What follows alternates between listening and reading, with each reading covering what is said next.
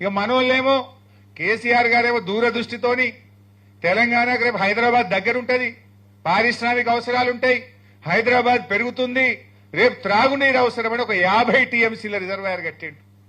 నిజానికి నేను ఆ జిల్లా మంత్రిని, నేను 1-2 సార్లు మాట్లాడినా, సార్ ల్యాండ్ ఎక్విజిషన్ బాగా ఇబ్బంది అవుతుంది, రైతులతో ప్రెజర్ వస్తుందంటే వారు ఒక మాట అన్నారు, హరీష్ కొద్దిమంది కుటుంబాలు నష్టపోతాయేమో, ఇప్పుడు కొద్దిగా కష్టమైతుందేమో, కానీ రేపటి లక్షల వేల కుటుంబాలు బతుకుతాయి, రేపటి తెలంగాణకు ఇది జీవధార అవుతుంది, మల్ల గట్టలేము, కష్టమైనా సరే రేపు మనం రాజకీయాలు శాశ్వతం కాదు, ప్రజలు శాశ్వతం, నీళ్లు శాశ్వతం, ఇది హైదరాబాద్ దగ్గరగా ఉంది, 50 టీఎంసీ రిజర్వాయర్ కట్టాలని చెప్పి పట్టుబట్టి ఆయన గారు ఆ రిజర్వాయర్ ని కట్టించారు.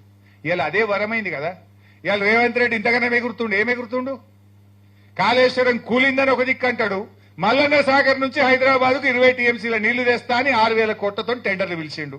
మరి కాళేశ్వరమే కూల్తే నువ్వు మల్లన్న సాగర్కి వెళ్ళి 20 టీఎంసీల నీళ్లు ఈ హైదరాబాద్ కు మంచి నీళ్లు మూసి శుద్ధి చేయడానికి ఎక్కడి నుంచి తెస్తావో సమాధానం చెప్పాలి మిస్టర్ రేవంత్ రెడ్డి.